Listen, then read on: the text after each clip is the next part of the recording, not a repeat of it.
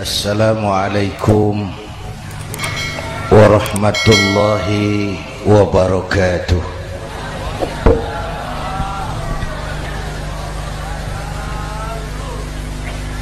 Alhamdulillahi wa kafa, wassalatu wassalamu ala sayyidina Muhammadin al-Mustafa wa ala alihi wa ashabihi ahli sidqi wal wafa, amma ba'd. Para ulama, para habaib, para masyayikh yang saya muliakan, yang terhormat Bapak Kapolres dan Bapak Dandim, Sahibul Bait, segenap keluarga besar Pondok Pesantren Raudhatul Muta'allimin Al-Aziziyah, bapak-bapak, ibu-ibu, hadirin hadirat ma'asyiral muslimin yang saya cintai.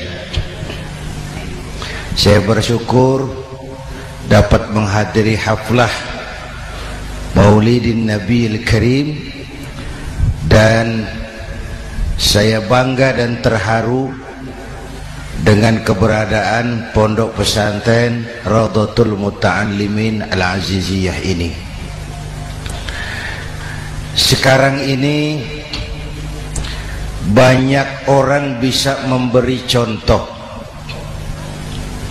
tapi sedikit orang bisa menjadi contoh.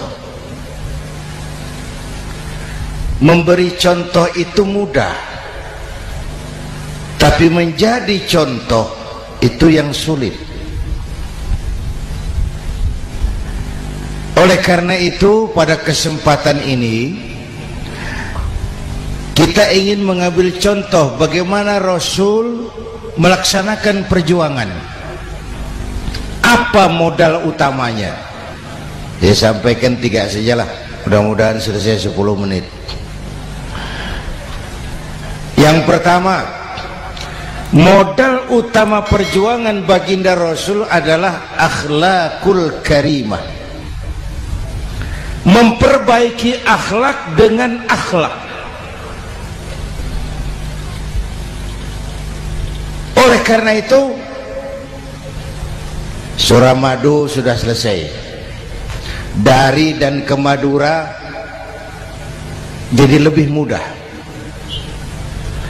Bahkan Madura akan jadi daerah industri. Tetapi yang kita ingin, Madura tetaplah Madura. Akhlak tidak boleh berubah. Zaman boleh berubah, akhlak tidak. Masa boleh berganti, tapi keyakinan tidak boleh mati.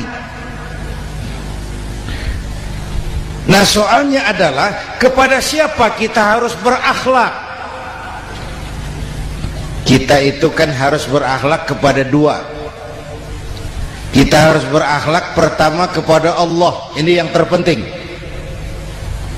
13 tahun Rasul berjuang di Mekah hanya memperbaiki akhlak kepada Allah, menanamkan tauhid, meluruskan akidah, membangun keyakinan. 13 tahun di Mekah itu, dengan perhitungan kalau fondasi kuat, bangunan aman. Kalau fondasi melenceng, bangunan bengkok.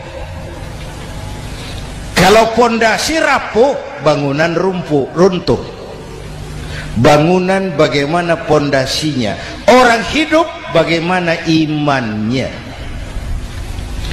Kekuasaan dan jabatan baru ada manfaatnya kalau dipegang tangan orang beriman. Kalau tidak, yang muncul Fir'aun. Harta baru terasa manfaatnya kalau dipegang tangan orang beriman. Itulah sebabnya bangsa kita ini bukan cuma perlu orang pintar, kita perlu orang benar. Bahkan di masyarakat lebih baik benar tidak terlalu pintar ketimbang pintar tapi tidak benar.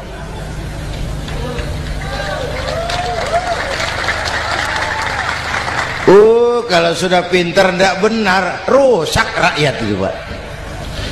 Disuruh ngurus beras malah nimbun beras. Ya, disuruh ngurus laut jadi bajak laut. Disuruh ngurus hukum, bikin hukum seperti pisau, tajam ke bawah, tumpul ke atas. Kalau yang kecil salah, hukum cepat-cepat ditegakkan. Yang besar salah, diam pura-pura tidak mengerti. Itu yang melukai rasa keadilan.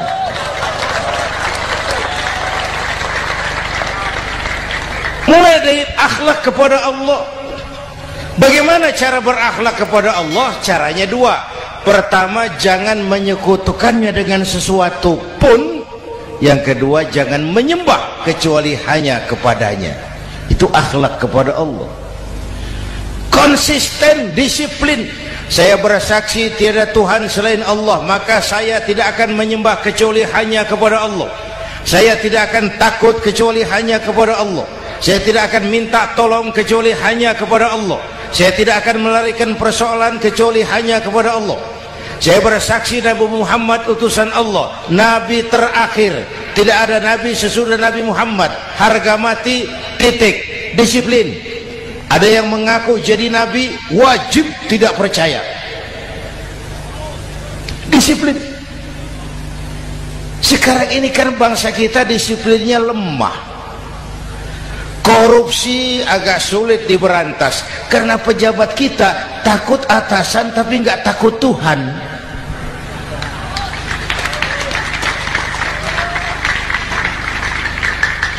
Itu sama dengan anak muda naik sepeda motor ngebut, lampu merah jalan terus, di stop sama polisi. Prit! Iya Pak. Minggir. Siap. SIM? Ada Pak. SNK? Ada Pak. Tahu kau lampunya merah? Tahu Pak. Kenapa lewat terus? Saya nggak tahu, ada Bapak.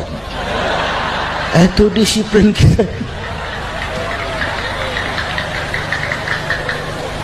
Tenang bener jawabnya, kayak orang nggak salah itu.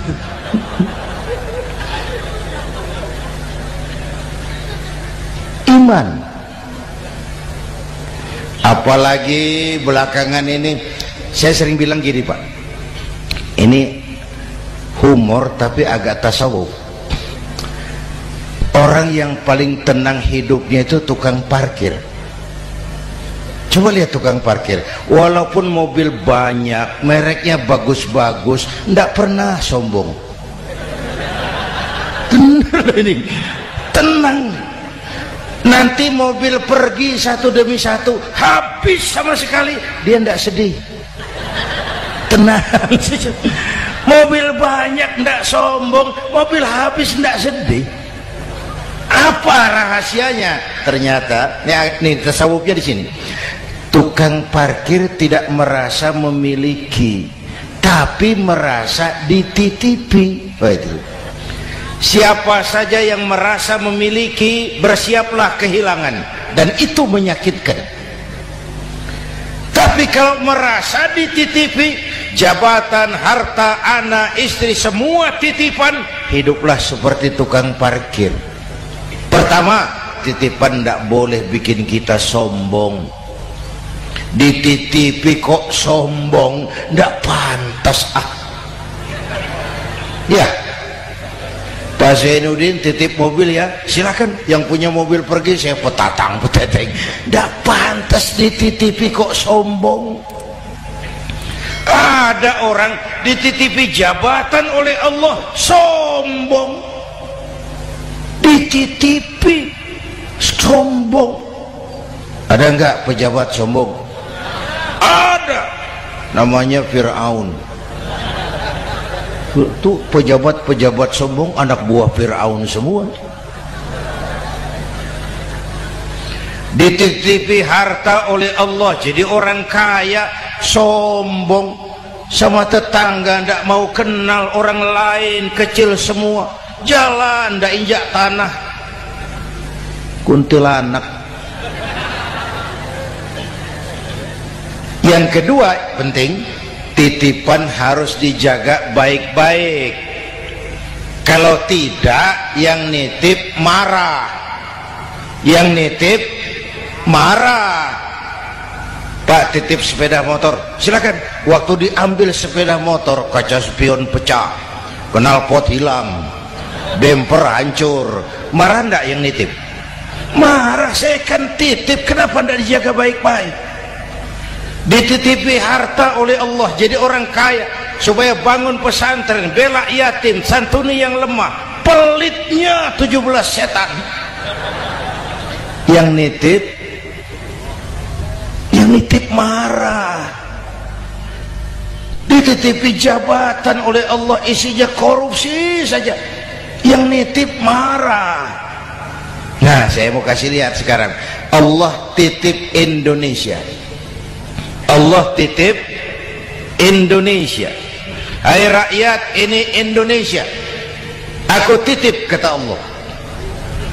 Sebentar, ada meja mau naik. Silakan, Mas. Iklan. Ya, terima kasih. Jangan disangka kalau disediakan air teh pidatonya jadi lama. Dekorasi ini kok. Sampai mana tadi? Hai rakyat, ini Indonesia, aku titip, kata Allah. Ini negara besar dan kaya.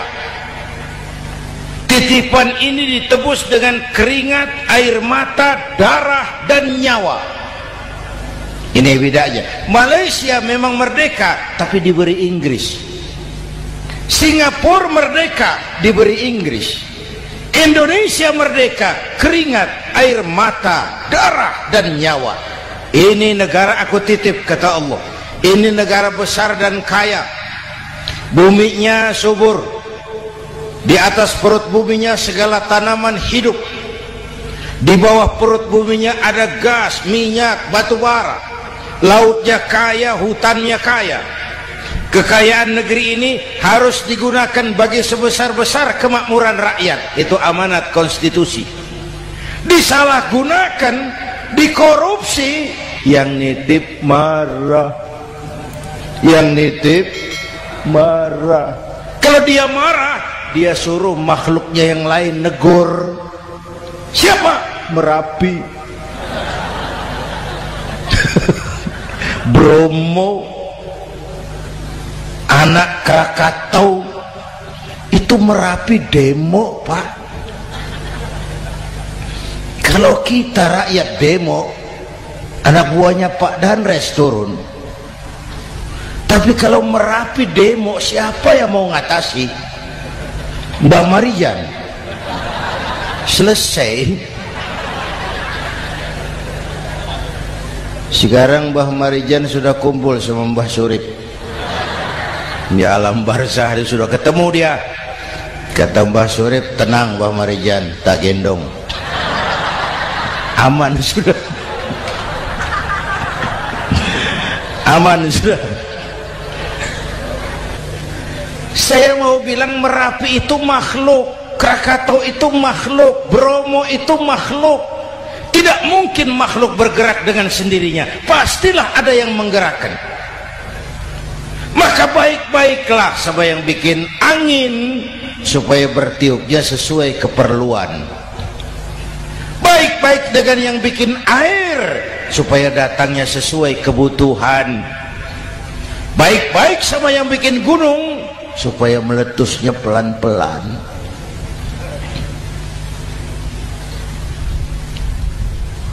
Bapak Ibu hadirin yang saya hormati, menjaga titipan. Jangan menyembah kecuali hanya kepadanya. Jangan menyekutukannya dengan sesuatu pun. Ayo, saya ngobrol kita. Bapak Ibu hadirin yang hadir di sini ini, kita ini semua hamba Allah apa bukan? Hamba Allah. Kata siapa? Kata kita. Kalau kata kita namanya ngaku. Ngaku itu boleh dan murah. Apa diakui? Kita belum tahu. Ya, kan baru kata kita itu. Dan tidak otomatis kalau kita bilang saya ini hambamu ya Allah, lalu Allah jawab iya ya. Tidak, wong itu kan kata kita. Saya hamba Allah, kata saya. Berapa banyak orang perbuatannya, ucapannya berkata saya hamba Allah, perbuatannya menyatakan dia hamba setan, hamba nafsu, hamba dunia, budak jabatan. Tidak sesuai ucapan dengan perbuatan. Jadi hamba Allah tuh nggak mudah, digojlok, diuji. Coba lihat, yang jelas diakui sebagai hamba itu baru satu yang kita peringati ini, baginda Nabi. Allah mengakui kapan? Waktu menceritakan Isra dan Mi'raj. Apa yang dipakai kalimat? Subhanallazi asra bi'abdih. Maha suci Allah yang telah menjalankan hambanya. Hambanya. Muhammad itu hambaku, aku jalankan dia. Allah mengakui. Kapan kalimat ini turun? Setelah Nabi digojlok, ditempa, digembleng, diuji, difitnah, dicaci maki, dilontari kotoran unta, sahabat-sahabatnya dibantai. Lolos, Muhammad betul-betul hambaku. Ayo Isra Muhammad. Subhanallazi asra bi'abdi, hambaku. Jadi kalau mau jadi hamba Allah ya diuji, digojlok, digembleng. Nah, mari kita lihat kehambaan baginda Nabi. Orang yang paling bersih hatinya Rasulullah. Orang yang paling baik akhlaknya Rasulullah. Orang yang dosanya sudah mendapat jaminan ampun Rasulullah. Tapi Rasulullah kalau sholat malam bengkak kakinya karena rajin sujud. Hati bersih, akhlak terbaik, dosa sudah diampuni. Tapi kalau sholat malam kakinya bengkak karena rajin sujud. Saya tahu di sini juga banyak yang kakinya bengkak. Cuma urusannya apa, itu urusan masing-masing. Pada tingkat seperti itu Rasulullah, saya perlu Allah, saya perlu Allah, saya perlu Allah. Yang 100 tahun kita bangun selesai oleh gempa 3 menit. Ya.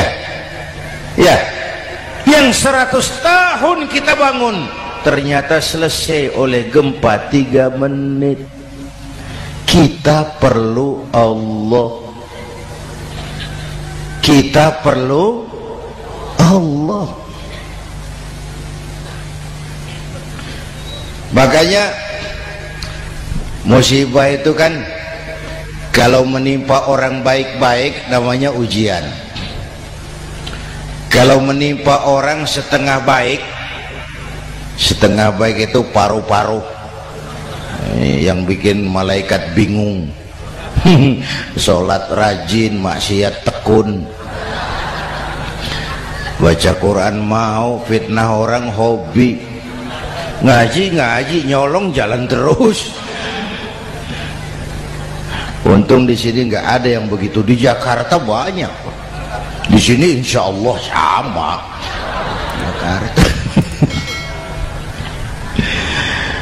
Orang separuh-separuh seperti itu kalau dapat musibah itu namanya teguran, bukan ujian. Kenapa ditegur? Lalai. Nah, kalau orang jahat dapat musibah, itu namanya persekot. Uang muka tanda jadi. Kontannya nanti di akhirat. Kalau diuji, bukan saja harus sabar, tapi harus lulus. Kalau ditegur, introspeksi, perbaiki yang kurang, kurangi yang memang berlebihan. Bertali-tali, bersambung-sambung musibah ini. Dan musibah kalau datang tidak pernah memilih, tidak pernah memilih. Bapak Ibu hadirin yang saya muliakan, jadi mari yang pertama jaga akhlak kita kepada Allah. Jangan menyekutukannya dengan sesuatu pun, jangan menyembah kecuali hanya kepadanya. Sekarang kan musim entertain, orang pandai membangun pencitraan, orang pinter bikin bungkusan. Sekarang ini kiai sama dukun tipis bedanya. Bener Pak, pemburu hantu pakai sorban, pakai gamis, nanti kiai pakai helm. Atribut sudah kacau sekarang ini, siapa pakai apa, siapa mau jadi apa, tidak jelas. Sementara masyarakat kita memang agak kutil, kurang teliti, cepat heran, gampang kagum. Pernah terjadi suatu saat tabrakan di jalan, keras sekali, korban jatuh berlumur darah, dikerubungi orang banyak. Datang wartawan, mau ambil gambar dari dekat sulit, banyak sekali orang ngerubung. Dia cari akal, tolong saya dikasih jalan ke dekat korban. Orang menoleh semua. Saudara siapa? Saya bapaknya korban. Dia mengaku bapaknya korban. Ya orang minggir semua. Minggir, ada bapaknya korban. Orang minggir semua, dia maju ke depan korban. Sampai di depan korban pucat mukanya itu wartawan. Kenapa? Yang ketabrak anak monyet Pak. Dia sudah ngaku bapaknya korban.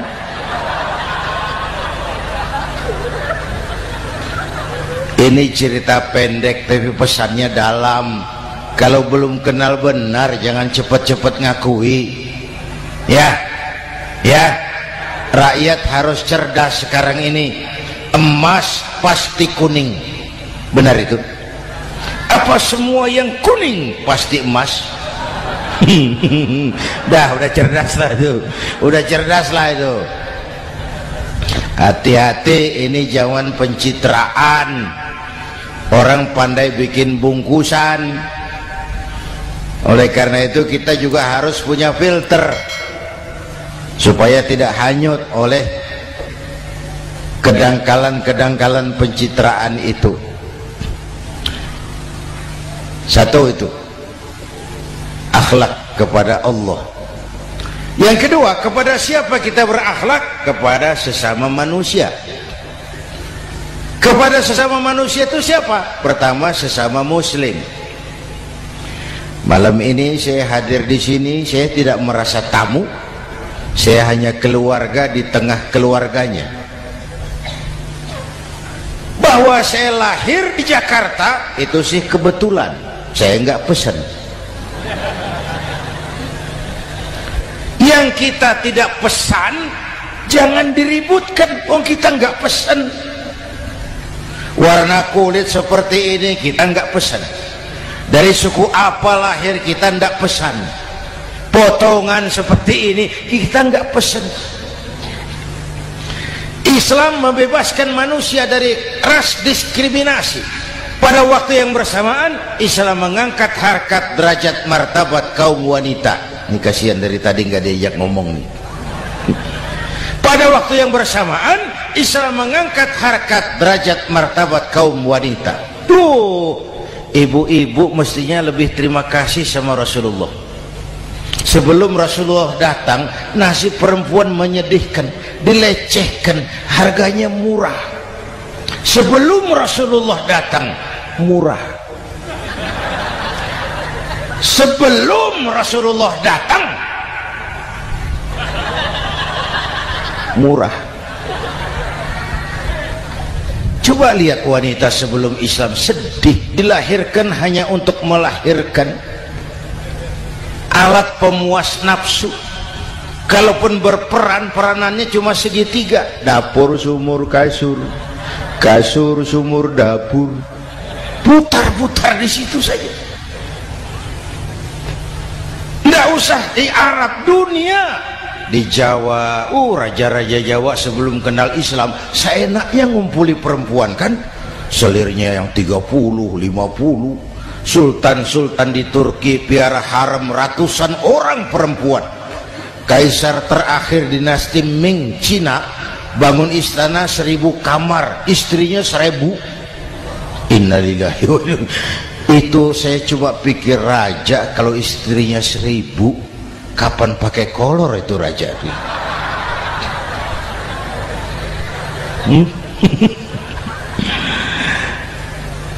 Rasulullah datang terenyuh, an-nisa imadul bilad, perempuan jangan diperlakukan begitu, perempuan tiang negara. Kalau baik perempuan baik negara, kalau rusak perempuan hancur negara. Waktu ditanya, ya Rasul, siapa yang paling harus saya taati di dunia? Ibumu. Setelah itu siapa lagi? Ibumu. Setelah itu siapa lagi? Ibumu.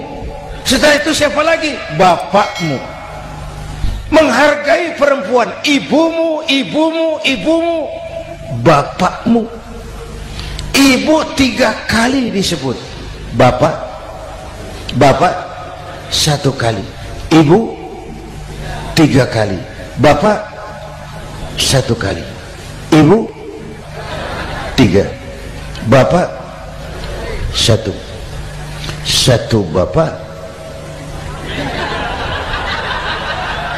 Gimana sih ngitungnya jadi kerok begini? Salah ngitungnya, salah.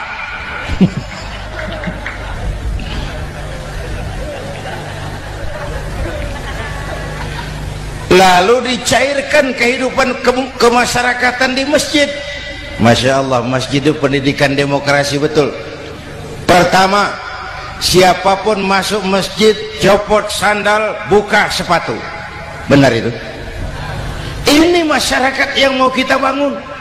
Tidak ada warga negara kelas 1, semua sama. Lurah masuk masjid buka sepatu, rah. Camat masuk masjid buka sepatu, mat. Gubernur masuk masjid buka sepatu, Nur. Nikmatnya masyarakat masjid, nikmatnya masyarakat masjid. Coba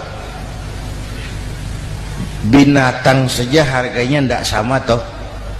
Sapi yang mahal, yang gemuk, betul, karena harga sapi pada dagingnya. Makin gemuk sapi makin mahal harganya. Tapi ada burung perkutut lebih mahal dari sapi, padahal dagingnya sedikit, betul. Kenapa harganya lebih mahal dari sapi? Harga perkutut suaranya. Di mana harga manusia? Yang paling gemuk silahkan bersaing dengan sapi. Maaf, maaf, maaf, maaf.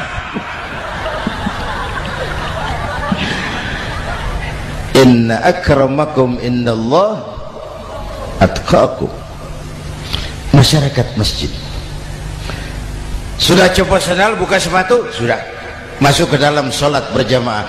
Kalau sudah ke dalam sholat berjamaah, tidak pernah kita usil dari mana orang datang, yang penting kemana dia menghadap. Itu masyarakat masjid. Dari mana kamu? Dari kidul, Pak, madhab ngulon. Kamu dari mana? Dari lor, Pak, madhab ngulon. Kamu dari mana? Dari kulon, madhab ngulon juga. Ini kan konsep bineka tunggal ika. Dari manapun orang datang, apapun warna kulitnya, dari suku apapun ia dilahirkan, kalau akidahnya sama, itu saudara kita. Lalu sholat berjamaah. Apa itu? Hidup bermasyarakat, berbangsa dan bernegara. harus ada imam, harus ada makmum. Kenapa? Ini saya harus agak hati-hati ya, pakai sarung angin ini. Apa tadi ngomong apa saya? Sholat berjamaah, bermasyarakat, berbangsa dan bernegara. Ada imam, ada makmum. Siapa makmum? Kita ini rakyat. Siapa imam? Para pemimpin negara. Apa bedanya? Imam harus dipilih. Makmum? Makmum nggak usah. Coba baca kitab fikih yang setebal apapun, nggak ada bab pemilihan makmum. Nggak usah, makmum nggak usah dipilih. Orang buta boleh jadi makmum, orang bisu boleh jadi makmum, tukang mabuk boleh jadi makmum, tapi tidak tiap orang boleh jadi imam. Imam harus dipilih. Siapa yang jadi imam? Pertama, a'lamuhum, orang yang paling alim di kampungmu angkat jadi imam. Yang paling alim, bukan yang paling tua. Yang paling alim, tahu urusan, punya konsep, punya visi dan misi, mengerti negara ini mesti dibawa kemana, jalan keluarnya apa, angkat jadi imam. Pak, ada dua orang Pak, alimnya sama, yang mana yang dipilih? Kalau ada dua orang alimnya sama, kata Nabi, afsahuhum, yang lebih fasih lidahnya. Apa artinya fasih? Nyambung sama rakyat, tahu apa yang dimaui rakyat, nyambung. Tidak sah orang fasih bermakmum kepada imam cedal.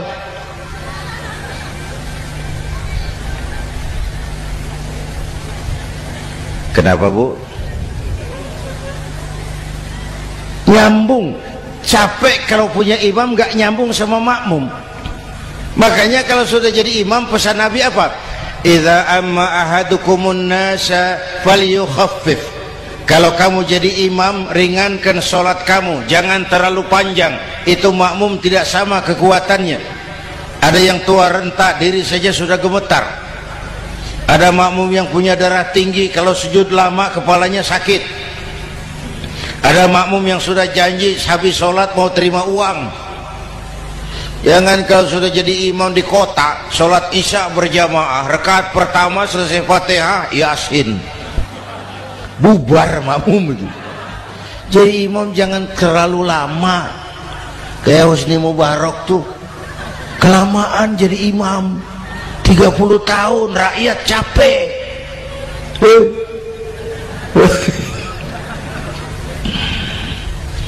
Bapak Ibu hadirin yang saya hormati, nah masyarakat Islam ini loyal, taat, setia. Kapan? Kalau imamnya benar. Imam takbir, makmum takbir, imam ruku', makmum ruku', imam i'tidal, makmum i'tidal, imam sujud, makmum sujud. Tapi masyarakat Islam tidak buta. Imam keliru, makmum wajib menegur. Ya, bagaimana negurnya? Mestinya ruku', imam sujud. Wah, keliru ini. Subhanallah, kan gitu. Itu aturan main. Tidak boleh imam keliru, makmum emosi, main pegang, mam, oi salah, oi, kacau sholat.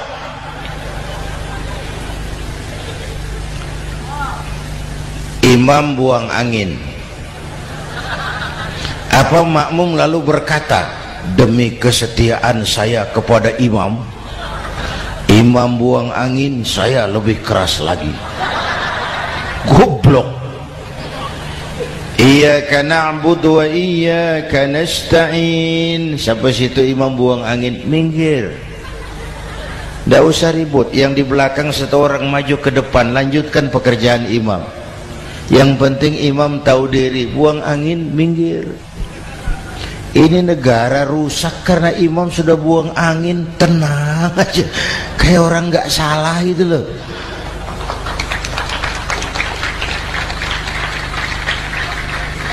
Selesai sholat dikasih tahu, imam tadi buang angin ya sedikit. Apa kalau nggak sedikit lalu nggak rusak sholat itu? Nah, dalam berjaga akhlak kepada sesama, ayo kita jaga kesatuan, persatuan, kerukunan, kekompakan. Ini pesantren Raudhatul Muta'allimin Al-Aziziyah, ini aset kita. Keberadaannya, pengembangannya, kelangsungannya bukan sekedar tanggung jawab pengurusnya, tanggung jawab kita sesuai dengan bidang dan kemampuan masing-masing. Yang punya jabatan bantu dengan wewenangnya, yang punya harta bantu dengan uangnya, yang punya tenaga bantu dengan tenaganya, yang bisa doa bantu dengan doanya, yang tidak bisa apa-apa bantu dengan diam. Diam saja lumayan loh itu membantu. Bapak Ibu hadirin yang saya hormati, saya ingat almarhum Panglima Besar Sudirman pernah bilang, kamu itu kalau mau menang harus kuat, kalau mau kuat harus bersatu, kalau mau bersatu hidupkan semangat silaturahmi. Mau menang harus kuat, mau kuat harus bersatu, mau bersatu hidupkan silaturahmi. Bapak Ibu hadirin, rukun antar umat seagama. Beda pendapat boleh, marah jangan. Kalau di Jakarta kan sekarang lagi musim apa itu wahabi yang bid'ah, sedikit bid'ah itu. Saya sih bilang yang suka tahlil bagus, terusin. Yang nggak suka tahlil nggak apa-apa, tapi jangan mencaci maki yang suka tahlil. Orang yang mabuk masih banyak kok yang tahlil dicaci maki. Kita nih seperti orang kurang kerjaan. Waktu guru saya Hadratul Mukarram Ki Haji Dr. Idham Khalid wafat, saya ajak orang baca Fatihah. Selesai, saya lagi duduk di belakang, seorang pengusaha nemui saya, Kiai, kenapa? Saya coba ingin kepastian. Apa? Orang yang sudah mati dibacakan Fatihah itu apa pahalanya sampai? Saya bilang gini, Mas, kamu kalau nggak percaya mati aja dulu. Saya bacain Fatihah, tunggu di sono. Kalau nggak nyampe balik lagi nggak apa-apa.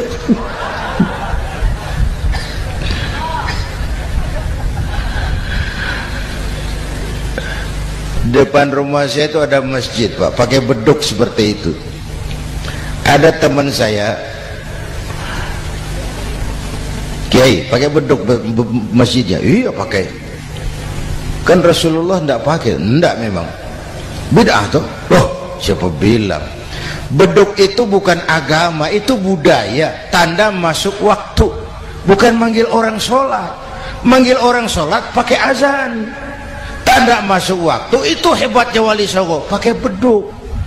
Kalau nggak mau pakai beduk boleh, teriak-teriak juga boleh. Maghrib, boleh. Tapi Wali Songo kan bijaksana, pakai beduk saja, sekali pukul satu desa dengar. Itu bijaksananya dakwah Wali Songo. Kalau beduk dianggap bid'ah, miskin kita. Itu budaya. Seperti sepeda motor, itu budaya. Kalau nggak mau pakai beduk boleh, teriak-teriak juga boleh. Maghrib, boleh. Tapi Wali Songo kan bijaksana, pakai beduk saja, sekali pukul satu desa dengar. Itu bijaksananya dakwah Wali Songo. Kalau beduk dianggap bid'ah, miskin kita. Itu budaya. Seperti sepeda motor, itu budaya. Kalau beduk dia nggak bid'ah, sepeda motor bid'ah tuh. Rasulullah nggak pakai, jual, beliin unta.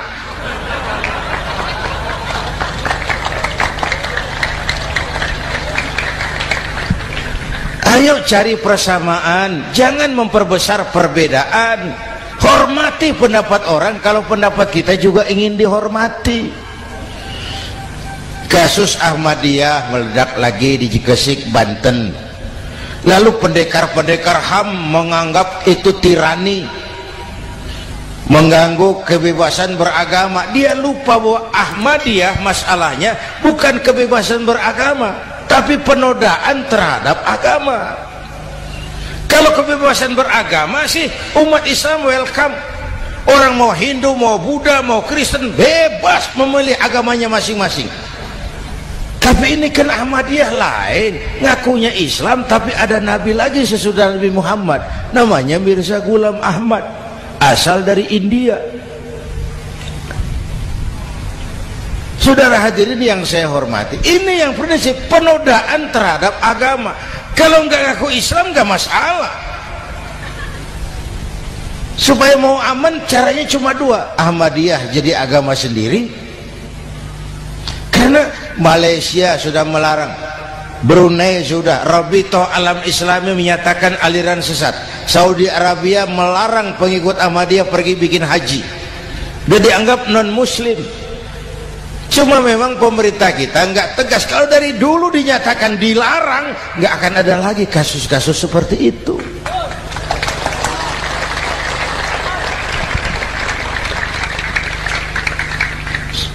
Nah, selain itu kita umat juga harus disiplin.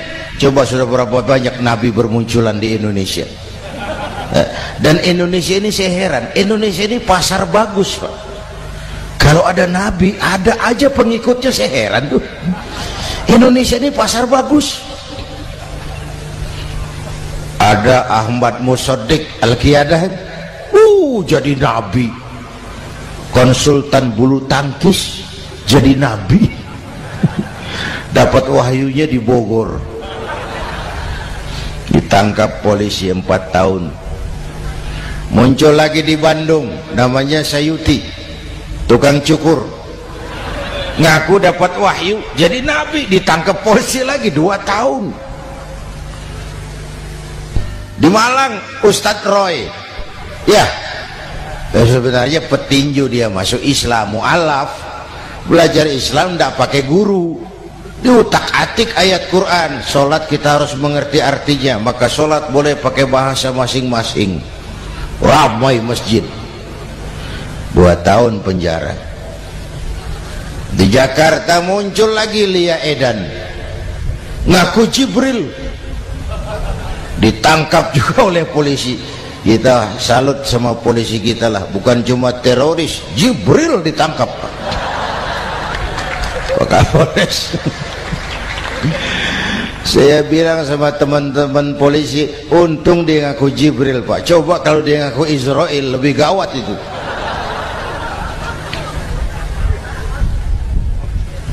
Yang parah, antara Cirebon Losari, dia perbatasan Jawa Tengah Jawa Barat, pernah muncul agama baru namanya agama Jasun, agama Jawa Sunda, agama Jasun Jawa Sunda. Yang jadi nabi Tugimin. La haula wala quwata. Saya bilang ini jangan jadi nabi, jadi kiai juga nggak angker ini. Al Mukarram Bapak Kiai Tugimin, nggak enak. Yang lebih nggak enak selawatannya loh itu. Kalau kita kan tadi nikmat tuh, ya Habibi ya Muhammad, nikmat rasanya tuh. Coba ganti sama yang tadi, wah enggak, ya Habibi ya Tugimin, enggak enak itu, Pak. Jadi umat Islam itu sangat menghormati orang lain agama. Soal agama orang lain, lakum dinukum, awas hati-hati kalimatnya. Kita menghormati orang lain agama. Soal agama orang lain, lakum dinukum, kita memang yakin cuma Islam agama yang benar, tapi bukan berarti kita boleh menghina agama orang lain. Kenapa? Kalau agama kita yang dihina, kita kan sakit hati. Orang lain sama dong. Itu sebabnya Allah berpesan, jangan kau caci maki Tuhan mereka, karena mereka akan balas mencaci maki Tuhanmu. Dan itu artinya mencaci maki aku, kata Allah. Jelas ini? Jelas? Justru karena umat Islam mayoritas di Indonesia, maka kerukunan antar umat beragama terjaga dengan baik. Oh, kalau umat Islam mau main kasar, mau main kayu, mau main keras, umat Islam ini 85%, yang lain pasti selesai. Saya jamin selesai. Tapi kan tidak. Kita sadar betul ini negara Pancasila.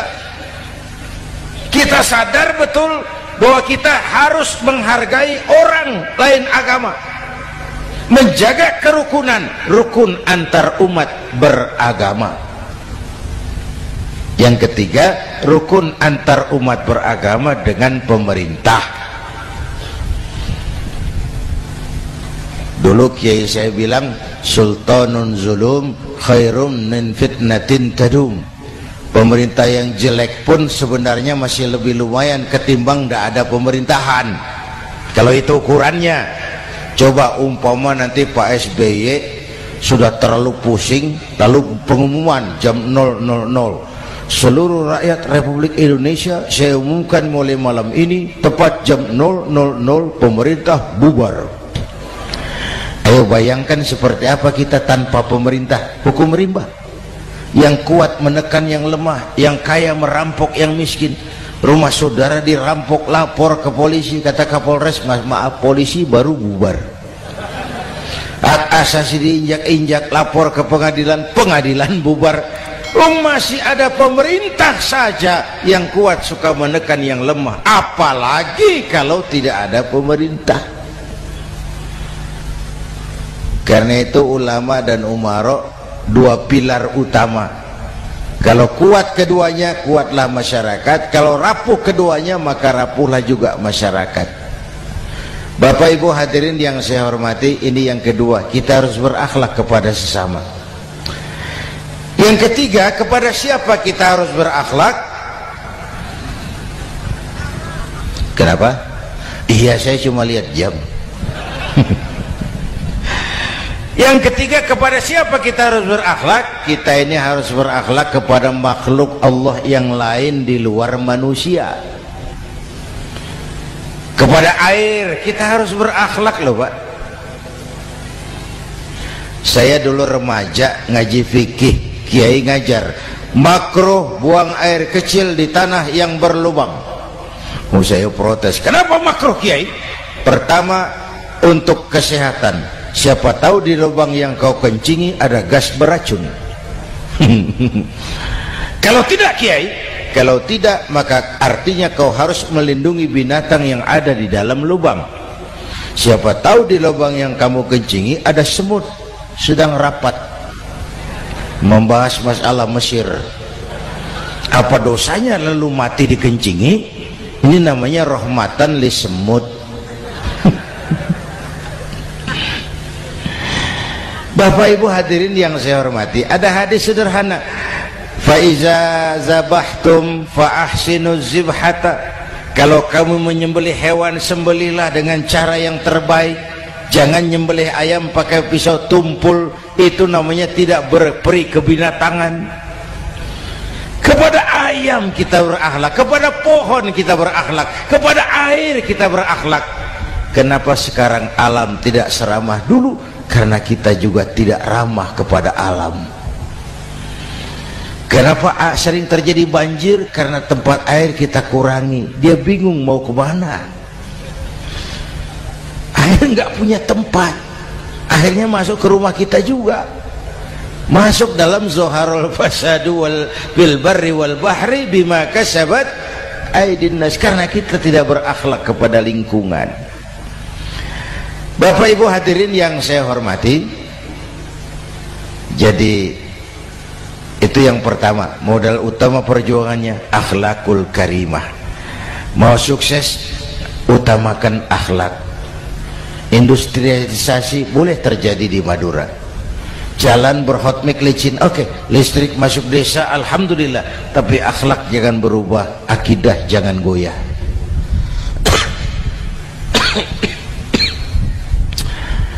Teknologi tidak bahaya, Yang bahaya orang yang menggunakannya. Wayang itu yang namanya cepot, itu bisa selawat badar kalau yang megang Anom Suroto. Cepot bisa selawat badar kalau yang megang Anom Suroto. Wayang bagaimana dalangnya, teknologi bagaimana orang yang menggunakannya. Satu. Yang kedua, yang kita contoh dari baginda Rasul, beliau itu sejak kecil tidak dimanjakan, Pak. Lahir ke dunia tidak sempat melihat wajah bapak. Umur 6 tahun ditinggal ibu. Umur 9 tahun ngembala kambing, berniaga ke Syam. Syam itu Syria sekarang. Umur 9 tahun bisnis lintas negara dari Saudi ke Syria. Remaja tidak dimanjakan, kerja keras, peras keringat, banting tulang, tidak ada pekerjaan halal yang hina. Lahir pribadi yang tegar, mental yang tahan banting, manusia yang tidak cengeng karena sejak kecil ditempa oleh kesulitan. Jadi gini, orang itu kalau biasa susah, ketemu susah, ndak kaget, Pak. Mentalnya kuat. Saya santri biasa makan kangkung, datang ke rumah teman dikasih kangkung, loh makanan saya ini, dikasih daging ayam, nambah. Orang tuh kalau biasa susah enak.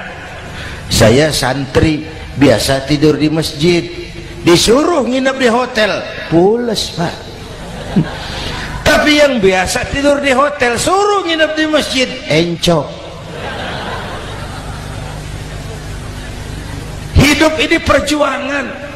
Mau sukses harus berani susah. Jangan seperti dulu di cerita santri. Ada santri beternak lebah, ambil madunya itu. Satu hari dia mau periksa sarang lebah, naik ke pohon pakai tangga, pakai sarung biasanya santri. Dia lupa tidak pakai celana dalam, naik pohon periksa, entah bagaimana terpegang sarang lebah itu, berhamburan lebahnya keluar, salah satu masuk ke sarungnya, tergigitlah Al-Mukarramnya itu. Dia menjerit, aduh, jatuh berguling ke bawah. Sudah lama jatuh, dia buka sarungnya, dia lihat bengkak. Karena bengkak kan jadi besar, senang juga dia. Dia berdoa, ya Allah, hilangkan sakitnya, biarlah bengkaknya. Ini kan, ini doa orang nggak konsekuen. Bengkak dan sakit itu paket. Mau bengkak ya harus berani sakit. Masa sakitnya bengkaknya mau, sakitnya nggak mau. Itu satu itu. Yang kedua, kita ini sering kalau punya cita-cita sering seperti rapat tikus. Satu hari sekelompok tikus rapat paripurna tikus untuk mengantisipasi bahaya kucing. Bagaimana supaya kucing itu jangan lagi mengganggu kita? Akhirnya ada yang mengusulkan begini, bagaimana kalau di leher kucing kita gantungkan lonceng, supaya kalau dia datang dari jauh suaranya sudah kedengaran dan kita bisa lari menyelamatkan diri. Wah, cerdas dia. Setuju, setuju semua. Setuju, setuju, setuju. Bagus. Nah, oke. Waktu pembicaraan dilanjutkan, tikus mana yang mau menggantungkan lonceng ke leher kucing?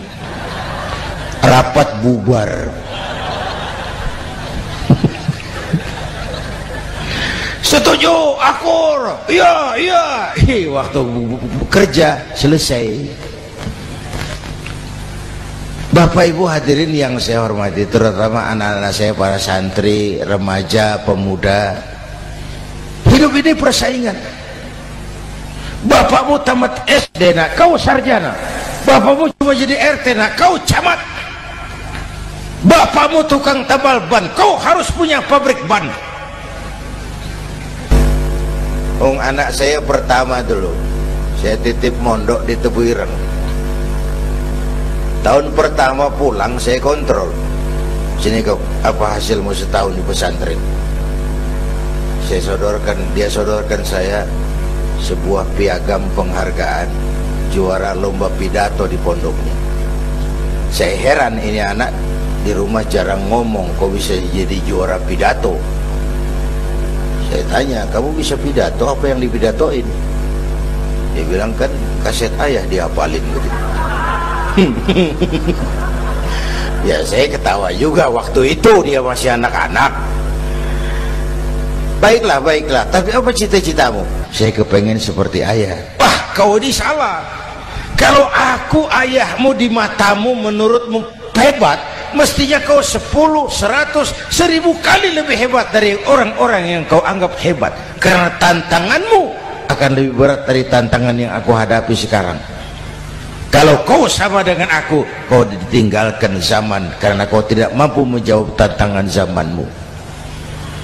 Bapak Ibu hadirin yang saya hormati, persaingan tajam, tantangan makin berat.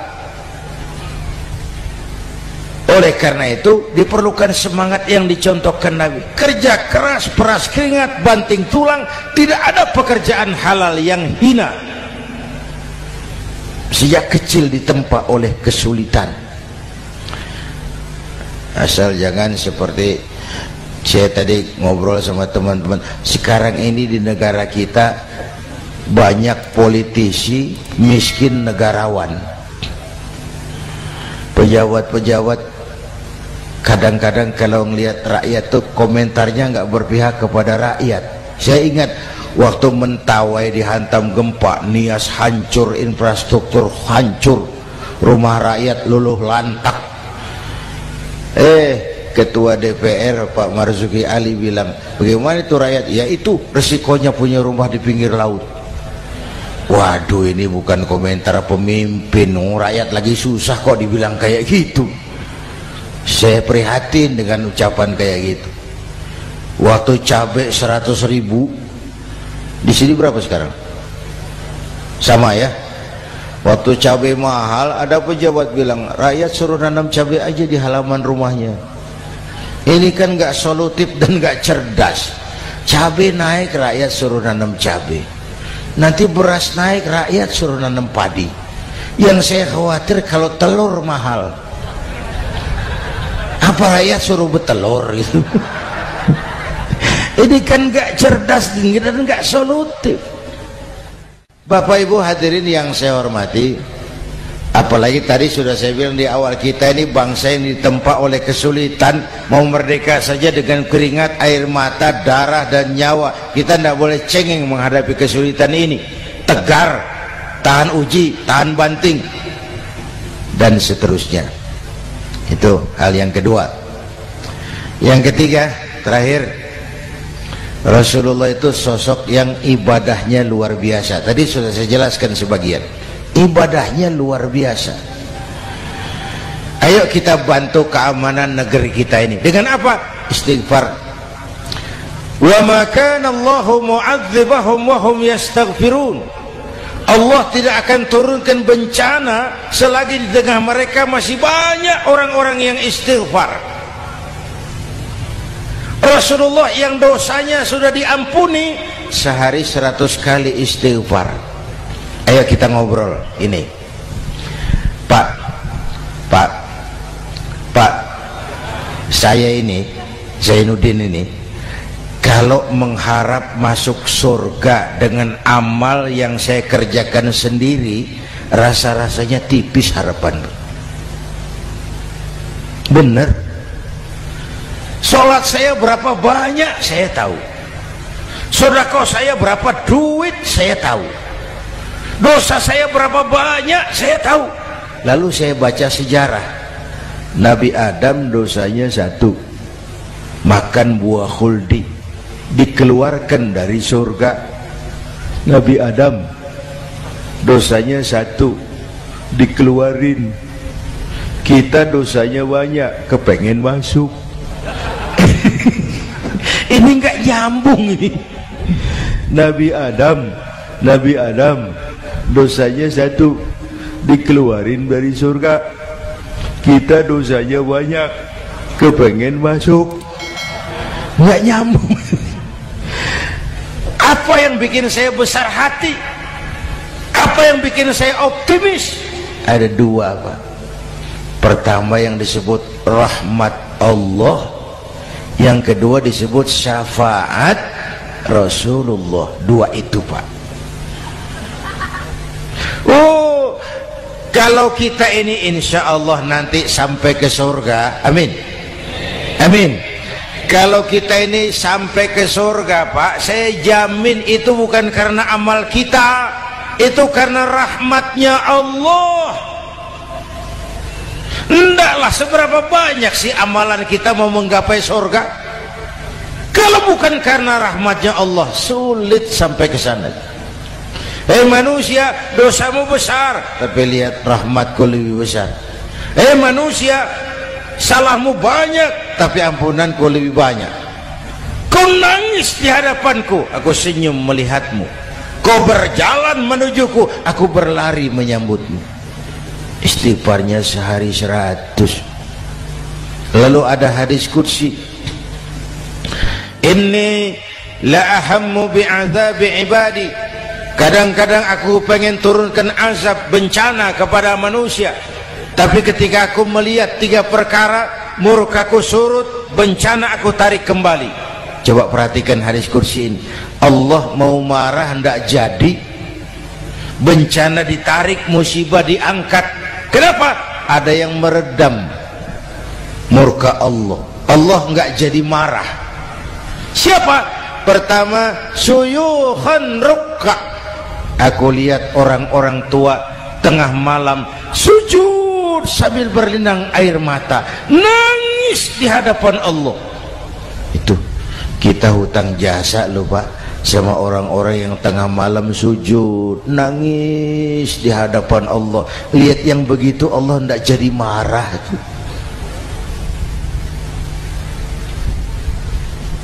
Saya tahu nih bapak-bapak nih, ibu-ibu kan suaminya sering bangun tengah malam ya Bu, kencing. Bikin bingung malaikat. Sudah mau ditulis tahajud, kencing doang. Kata malaikat, sialan, hampir salah tulis.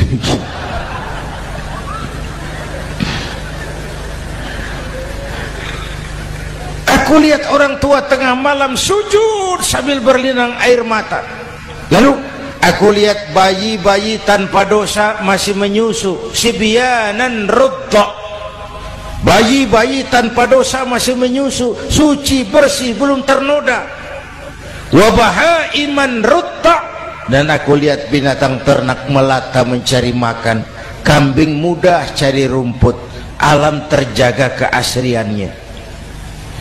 Bagaimana bencana nggak mau nambah? Kita mengamalkan hadisnya juga terbalik. Yang diminta itu orang tua tengah malam sujud, bayi tanpa dosa nyusu. Sekarang bayi tanpa dosa dibuang ke tempat sampah gara-gara orang tua tengah malam nyusu. Terbalik namanya. Yang diminta itu orang tua tengah malam sujud, bayi tanpa dosa nyusu. Ini bayi tanpa dosa dibuang ke tempat sampah gara-gara orang tua tengah malam.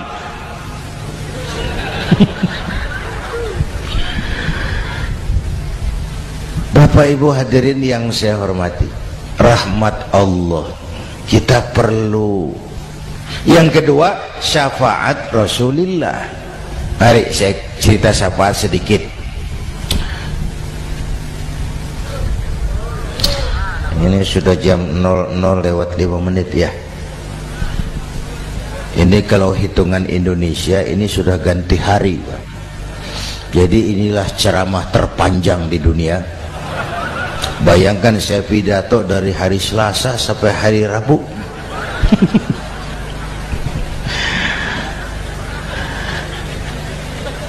syafaat. Agak saya singkat ceritanya. Nanti itu Pak, setelah alam ini hancur sehancur-hancurnya, bumi gempa, gunung meletus, air laut tumpah ke darat, halilintar menyambar, planet-planet bertabrakan, semua yang hidup mati bareng tanpa persiapan, termasuk malaikat. Malaikat mati, yang tinggal cuma Allah sendirian. Yang lain hancur semua, tinggal Allah sendirian. Allah patroli,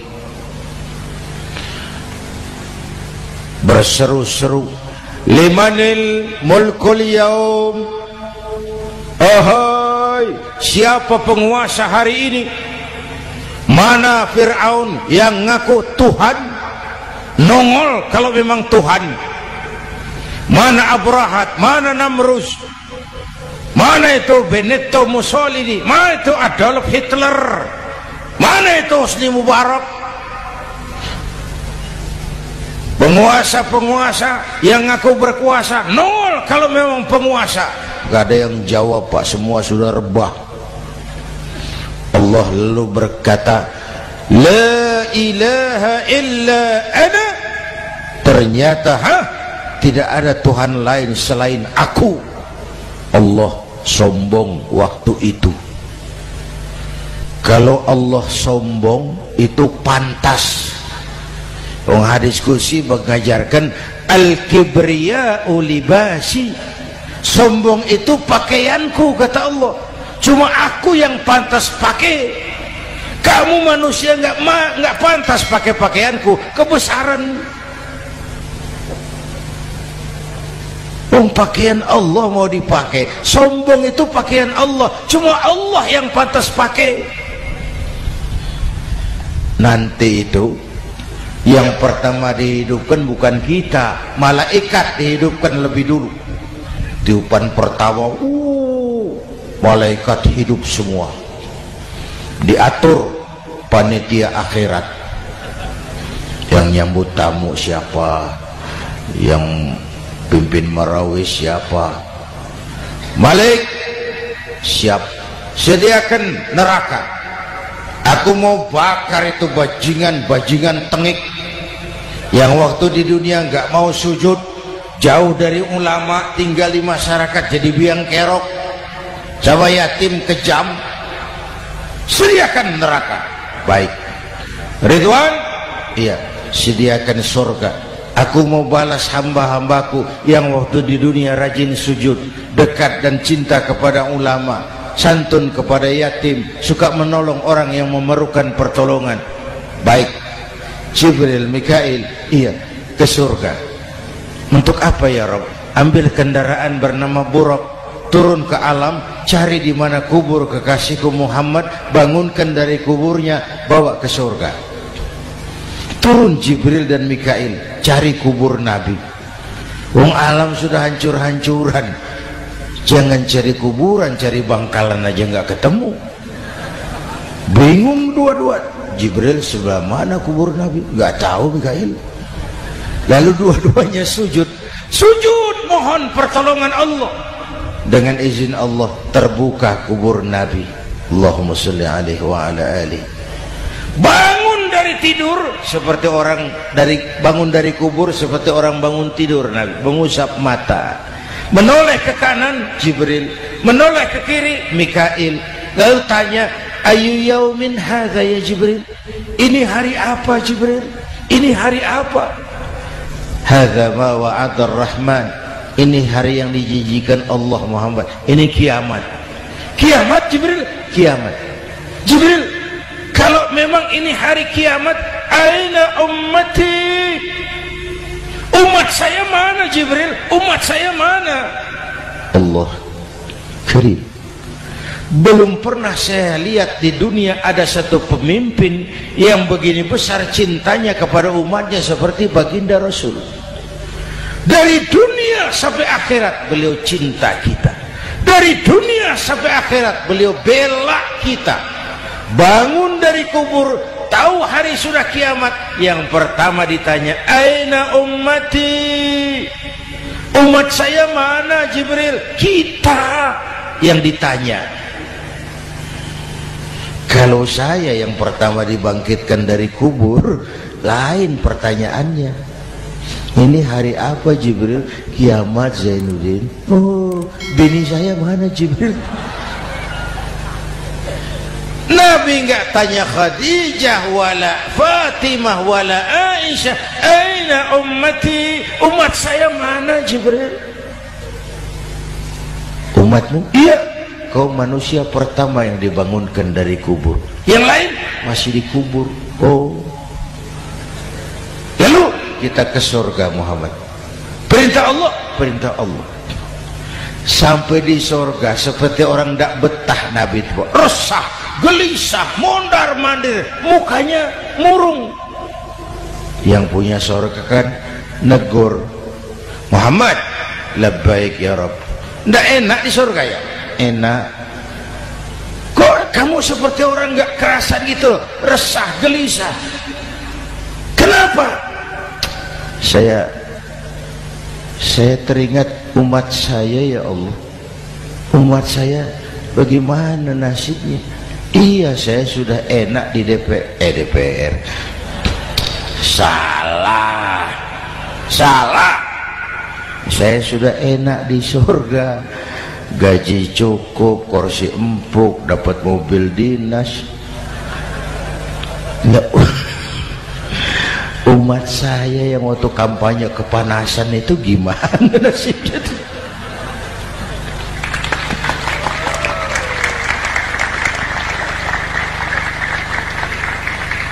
Makanya dulu di Senayan, di depan kantor DPR tuh banyak tukang kaca jualan di situ. Saya bilang itu tukang kaca pintar dagangnya di situ. Pas, maksudnya supaya yang mau berkantor di situ ngaca dulu. Ya, wakil lurah pasti tidak lebih tinggi dari lurahnya. Wakil camat tidak lebih tinggi dari camatnya. Oh, ini kenapa wakil rakyat kok selalu lebih tinggi dari rakyatnya?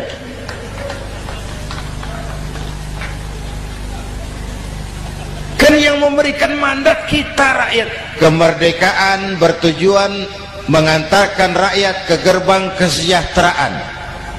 Lalu rakyat mempercayai tugas itu kepada pemerintah dan wakilnya di DPR. Saya percayakan kamu mengantarkan rakyat ke gerbang kesejahteraan. Itu amanat Undang-Undang Dasar. Biasanya yang diantarkan sampainya lebih dulu biasanya. Yang diantar sampai lebih dulu, yang mengantar nyusul, namanya ngantar belakangan. Ini lebih cepat wakil rakyatnya makmur daripada rakyatnya. Yang mau ngantar makmurnya lebih dulu dari yang mau diantar. Yang diantar kelelerahan di jalanan, yang mengantar udah sampai.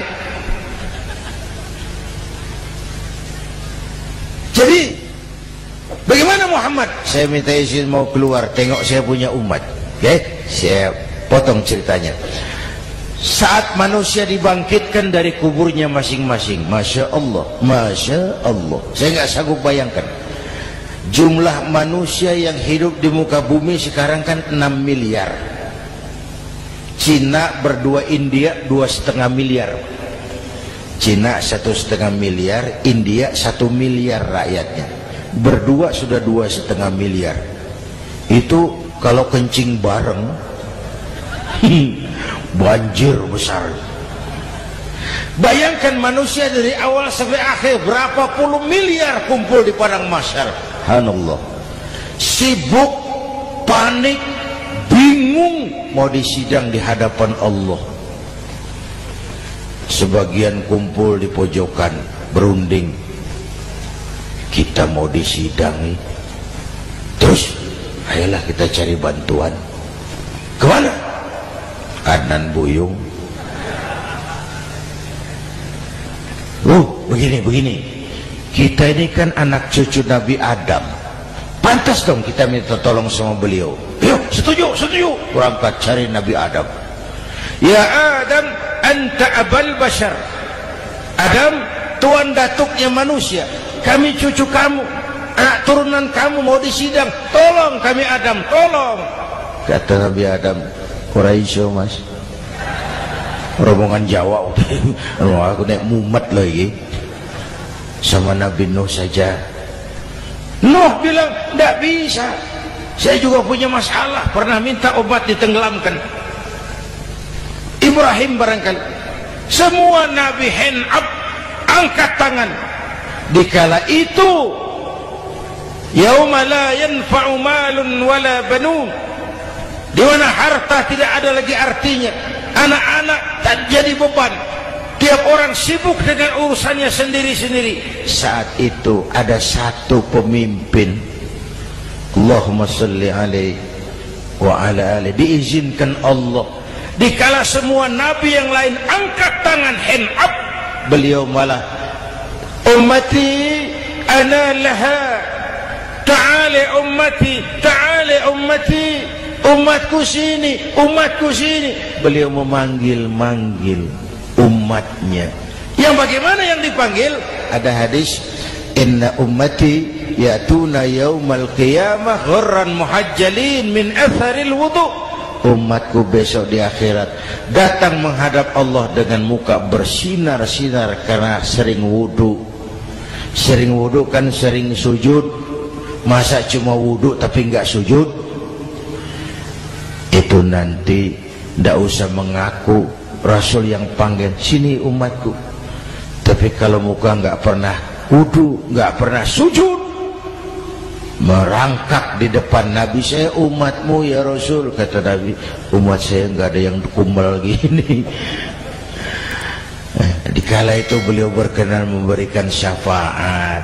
Syafaat itu saudara-saudara, saya pakai sarung, sobek sedikit, syafaat itu nambeli itu loh. Salat saya kurang sedikit, sedekah saya campur riak sedikit, puasa saya ikhlas sedikit, ditutup dengan syafaat. Saya mau dagang, perlu modal 20 juta, saya punya uang 15 juta, yang 5 juta syafaat. Jadi harus ada modal. Kalau sholat tidak pernah, sedekah tidak pernah, lalu syafaatnya dari mana? Yang dapat tambelan itu yang punya sarung bolong, punya sarung sobek, ditambal dengan syafaat. Lah kalau tidak ada sarung, apa yang mau ditambal? Ya. Nah, mudah-mudahan kita semua mendapat rahmat Allah dan mendapat syafaatnya Rasulullah Sallallahu Alaihi Wasallam. Bapak Ibu hadirin, sudah 7:30 lewat 4 jam. Saya pun kangen, tapi hari sudah larut. Insya Allah lain kesempatan kita jumpa lagi. Terima kasih kepada Al-Mukarramun, para ulama, para habaib, pengasuh pesantren Raudhatul Muta'allimin Al-Aziziyah, dan semua yang hadir. Mudah-mudahan yang saya sampaikan ada manfaatnya. Usikum wa iyaya bitaqwallah. Aqulu qawli hadza fa astaghfirullahal azim li wa lakum. Wassalamu alaikum warahmatullahi wabarakatuh.